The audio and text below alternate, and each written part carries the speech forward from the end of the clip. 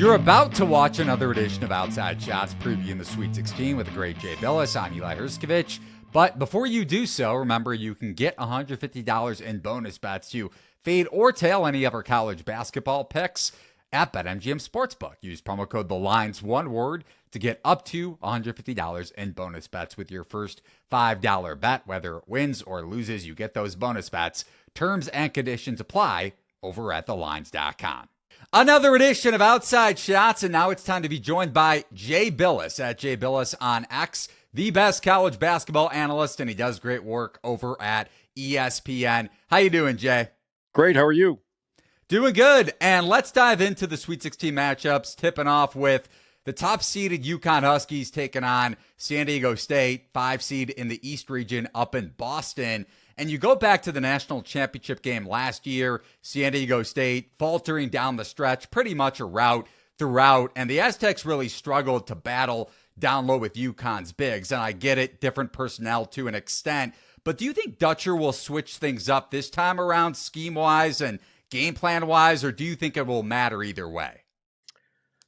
Well, I think UConn's a better team. So as to whether it matters, I think UConn wins the game no matter what happens, unless UConn just shoots the ball so poorly that they can't overcome it. But if San Diego State's able to shoot it the way they did against Yale, they'll certainly have a chance. They shot the three extraordinarily well. I think they were 13 of 27, if I remember right. And that's not been the norm for them. They're a solid offensive team and a really good defensive team. But they've got they're going to have to find a way to free up Jaden Ledee, and he operates a lot out of the middle of the floor, and he's incredibly efficient and maybe the most improved basketball player in the country from last year to this. But I'm just not sure San Diego State, as good as they are, has the weapons that UConn has across the board. Over to the other matchup in the East region, Illinois against Iowa State, Cyclones being the 2 seed. Fighting Illini being the 3 seed, top-rated offense in college basketball, at least metrics-wise, with Illinois and Iowa State having one of the best defenses right behind Houston in the sport. What do you expect there? Well, Iowa State defensively is really good at taking away patterns, and Illinois doesn't have a lot of patterns. They're more of an isolation team. And so they don't mess around with the ball very much. They get it to the matchup they feel like they can exploit in a given possession. And with Marcus Domask and also Terrence Shannon Jr., they've got 2 guys that they tend to ISO more than others. And, they can back you down into the post and make plays. They can be playmakers in addition to scorers. So I think they're a unique challenge for Iowa State's defense. And because they score so efficiently and because Terrence Shannon Jr. has been, outside of Zach Edey, he's been the best player in this tournament. I think it's going to be difficult for Iowa State to score enough points to keep up with Illinois. They're certainly capable of doing that. But Illinois, over the last month, they've been a substantially better team than they were in the middle part of the season after they lost Terrence Shannon Jr. for a while. I tend to think, I picked Illinois to get to the Elite Eight at the start of the tournament. You never know where these seeds are going to hold, but figured they would play Iowa State, and I think Illinois is just a little bit better offensively. Let's head over to the West region, and one of the bigger surprises in the tournament, Clemson making the Sweet 16, Brad Brownell kind of putting his naysayers to bed with this run, especially that victory over Baylor, considering PJ Hall didn't do much offensively, averaging about 12.5 points per game over Clemson's first 2 March Madness games. And do you see a similar setup happening with Dayton, what we saw with Dayton in Arizona, Holmes being able to drag Ballo away from the rim? And if Hall could accomplish that, if Clemson can accomplish that offensively, what kind of chance do you give the Tigers of pulling off the upset over number 2 seed Arizona? Well, first, you don't know. I don't know that Ballo's going to guard PJ Hall. He could be put on Ian Shefflin, who's a little bit more of a low post player. But Shefflin can play out on the perimeter. He's not the 3-point threat that PJ Hall is. But I think it's a reasonable possibility. So you could see Keyshawn Johnson guarding PJ Hall because he can really guard 1 through 5, and they do a lot of switching anyway. But when they're playing against non-shooting big guys, Ballo tends to play in the middle of the lane. But he can come out a little bit more. That's certainly a strategy you'd want to employ, is try to pull him away from the basket and involve him in ball screens. But because Johnson is so good at switching and guarding multiple spots, I think Arizona is uniquely positioned to be able to guard Clemson. I think the Clemson guards are really going to be the issue. Can Joe Girard and Chase Hunter match the guards that Arizona has, and Kylan Boswell and Caleb Love? And Caleb Love's had Final Four experience and national championship game experience, and he's an explosive scorer. I think the key to their team is really when Boswell plays well, they're really difficult to beat, and he's played pretty well in this tournament. He had some issues a little bit early. He's just a sophomore. Had some issues on the road earlier in the year where he didn't play as well on the road as he did at home. But he seems to have solved that on neutral courts. He's been playing very well. It's a great point. Baylor picking on Girard down the stretch in that round of 32 game, and Chase Hunter still a liability to an extent defensively, despite playing so well over the first couple games offensively. Over to the other matchup in the West region, UNC, Alabama, Crimson Tide not shooting well against Grand Canyon, but neither did the Lopes. And then UNC dominating Michigan State in the latter part of the first half, and much more so in the second half down the stretch. So what do you expect with Baycott against Alabama?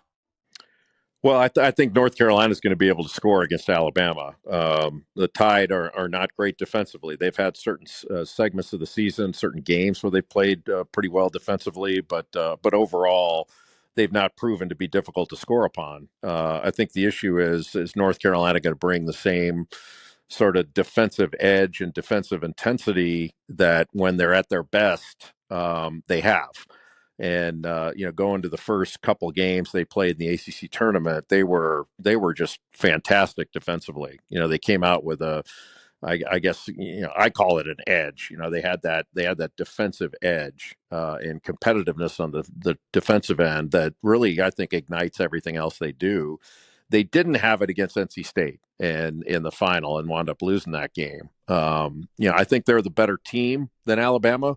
But when you can knock down as many perimeter shots as Alabama can, and you've got a scorer like Mark Sears, who I can't remember what he had, 27 in their last game, whatever it was, 26 points, 11 rebounds. I thought he was every bit the equal of Dalton Knecht of Tennessee for SEC Player of the Year. I mean, he's been spectacular all year long. I just think North Carolina's got a little bit too much. They're so much better defensively than Alabama is. I think they're going to be able to win that game. But Alabama's dangerous because if they start knocking in threes and spreading you out, they can be a handful. And speaking of the 3-point shot, over to the South region with Duke and Houston surviving A&M in overtime despite the Cougars up double digits-ish down the stretch in that one. And then Duke hitting a ton of threes against James Madison, especially Jared McCain. So question kind of similar to Alabama, at least for me. Do you think Duke can hit enough threes to knock off Houston in their Sweet 16 matchup? They can hit them if they can get them. I think getting them is going to be the issue because they're playing against a relentless basketball team in Houston. And, I've said this for I don't know how many years now that Houston leads the nation in playing hard. And they may not be the deepest team because they've had some injuries throughout the course of the year. But holy cow, if you can't get them when they foul out 5 guys, and Texas A&M had a chance to get them, they couldn't do it. You kind of wonder who's going to get them. And Houston's they're really tough. Their big guys are outstanding rebounders and defenders. They put great pressure on the ball. They will double ball screen actions and double in the post. So I think it's going to be a tremendous challenge for Duke just to get those shots that we're talking about. And along with that, in the ACC, the other team remaining with North Carolina State taking on Marquette in this Cinderella run. You mentioned NC State knocking off UNC in the ACC championship or tournament championship game, now winning another 2 games in the NCAA tournament. Can they handle Marquette's ball pressure, though? I kind of think Burns is better suited to do so than Eddie Lampkin. We saw Lampkin have 4 turnovers against the post traps that Shaka threw at him. So what do you expect here with number 2 seed Marquette and number 11 seed NC State? Yeah, well, I think you identified it. Taking care of the ball is job number one when you play against Marquette. They really win based on their turnover margin, so that's where they get their extra possessions. Their turnover margin, if I remember right, is around +5, and that's top 10 in the country, if not top five. The one area where Marquette may be a little bit vulnerable is they're not a great rebounding team. And the way Mohamed Diarra has been playing over the last 7 games, maybe even a little bit longer, but it really became beyond noticeable in the ACC tournament when he was just a double machine. And he's a guy who's done a great job defensively. He's stepping out. He's knocked down open shots. DJ Burns, I think, has been very good all year.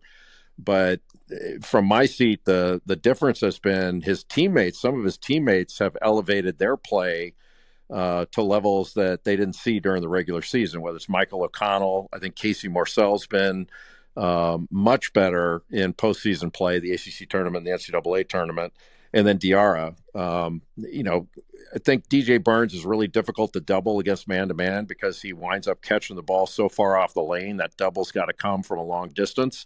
And he's such a good passer. He's difficult to disrupt.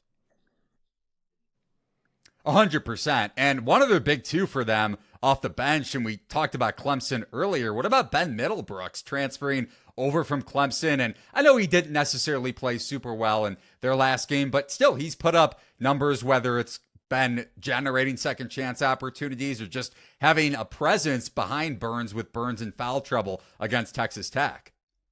Yeah, he just gives them another big body that's capable. He's mobile, and I think he's actually their best ball screen defender as a big guy. So when he can, sort of finish plays around the basket, I mean, he's had some double-figure games in the last 5.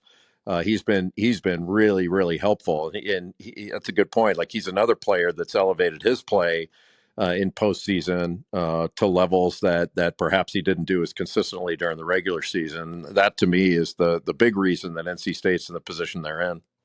And speaking of elite bigs and the best big man in college basketball, one of the best players in college basketball history, Zach Edey, taking on Graham Ike and the Zags. Purdue, the 1 seed in the Midwest region, Gonzaga, the 5 seed. Could Gonzaga give Purdue more fits than they did in the Maui Invitational, which I think you called going back to November? Gonzaga not shooting well from deep in that game, or do you think Purdue is just too much with Edey down low? I mean, I think Purdue's the better team. In a 7-game series, I would favor Purdue, but I think Gonzaga can cause them a lot of problems. And the issue is really going to be Gonzaga scoring efficiently. Purdue's going to cause them a lot of problems on the defensive end. So it's not like you're gonna be able to pitch a shutout against Purdue because they score so well. But I do think Gonzaga can do some things with their offense, and especially the way they attack help, that can put Zach Edey in some difficult spots. In the first game they played, Graham Ike scored pretty well. I mean, I think he had 14 points, 9 or 10 rebounds, but the other guys didn't score it as well. And I think one of the guys that has to have a really good game is going to be Anton Watson, and he's playing at a really high level. And I think he's one of the more underrated players in the country because he's so versatile. He can pass it, excellent rebounder, fantastic defender. But I think when he is focused, I think he can score too. He's not going to. Even though he got 32 points, whatever it was earlier against UCLA, I think that was in Maui as well. He was spectacular. He was like 14 out of 15 or something crazy like that. He doesn't have to do that, but I think he's got to be a real threat. And I give Gonzaga a very good opportunity to win that game. I think Purdue is better, but Gonzaga is playing at a high level.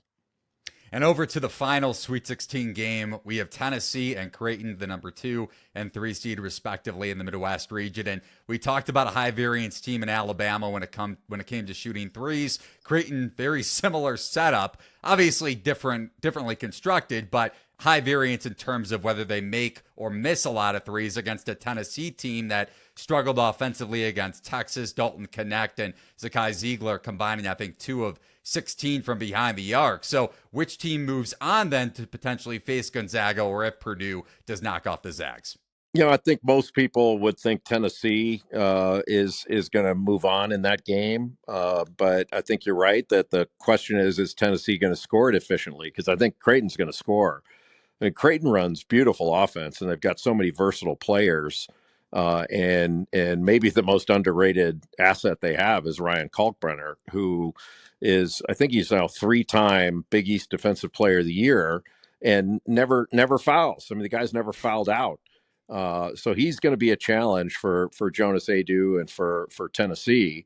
He's a really good rim runner. He's a lob threat, and he does a great job of keeping the ball high when he catches it and finishing plays. And he's an excellent defender. But with Baylor Shireman, Trey Alexander, and Stephen Ashworth, the way he can hit shots, I think Creighton's going to be a difficult team to hold down. The question is, can they handle the physicality that Tennessee is going to bring? But because of the amount of movement they get on offense, and how good Shireman is and what a difficult matchup he can be. If I were Creighton, I mean, I think they're going to be targeting Dalton Connect and really go after him and make him guard, put him in as many actions as they can. Try to wear him down by making him defend. But if you can put him in a position where he picks up some fouls, the best place to guard him is when he's sitting on the bench. So if you can get him out of the game with foul trouble, Creighton will be in a much better position. Creighton's not as deep as Tennessee, so they can't get in any. The Blue Jays can't get in any foul trouble. But I think you identified it, that it's a lot of it's going to be determined by how efficiently Tennessee can score in that game, because you're going to have to score points to beat Creighton. They're going to score. Great analysis from the legendary and great Jay Bilas at Jay Bilas on X, the best college basketball analyst in the business. Really appreciate the time today, Jay. Hey, thank you for having me. Of course.